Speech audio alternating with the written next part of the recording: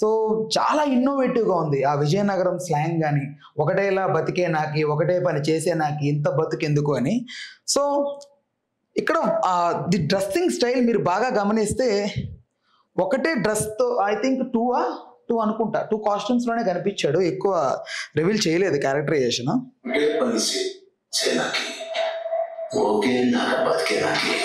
ఇది నాకు తెలిసి క్రికెట్ మైదానంలోకి ఎంట్రీ ఇది. సో ఇదంతా ఒక్క సీన్నే చూపెట్టారు మోస్ట్లీ, ఇంకొక సీన్ యాడ్ చేశాడు అంతే. There is a 2 scenes. ఒకటి నైట్ టైంలో క్రికెట్ ఆడుతుండగా రెడ్ కలర్ దానికి మట్టిలో ఠక్కని కొడతాడే, అదొక సీన్. ఇదంతా ఒకటే సీన్.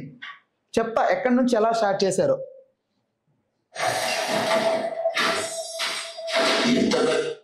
ఇక్కడ మీరు గమనిస్తే ఈ బ్యాట్ ఒకసారి చూడండి, ఇది చాలా ఓల్డ్. అంటే చాలామంది ఇది స్టోరీ 1980s 1990s అంటున్నారు, కానీ ఫ్రాంక్లీ ఇది 2000 తర్వాతదే అని బలంగా చెప్తాను నేను.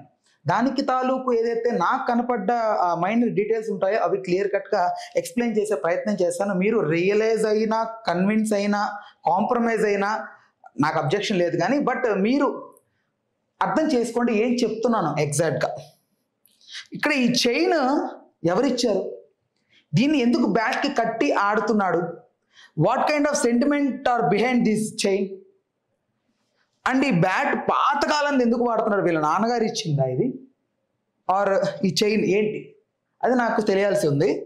ఓకే, ఐ థింక్ ఒకటి జాన్వీ కపూరు ఉంటూ చిన్నప్పుడు ఇది ఇచ్చేసి, లైక్ డార్లింగ్ ఫిలింలో ప్రభాస్కి ఇచ్చేసి వెళ్తుంది కదా, అలా అలా జాన్వీ కపూర్ ఏమన్నా మనోడికి ఇస్తే దీన్ని సెంటిమెంట్గా చేసుకోనన్నా బ్యాట్కి కట్టి ఆడుతుండాలి. లేదా వాళ్ళ నాన్నగారు మరణం టైంకి చనిపోతుండగా ఒకటి ఏదైనా ఇచ్చుంటే తన మెడలో ఇలా తీసి ఇలా ఇచ్చున్నా అదన్నా అయి ఉండొచ్చు. మీకేమనిపిస్తుందో కామెంట్ సెక్షన్లో రాయండి.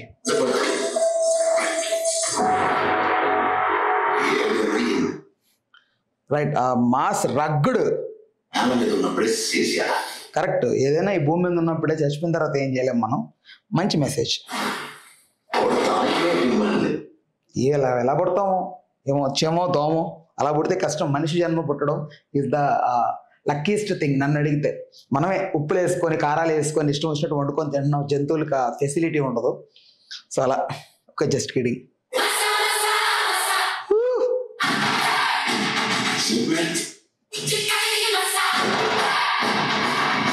బా ఇది కదా షార్ట్ అంటే, ఆ మ్యూజిక్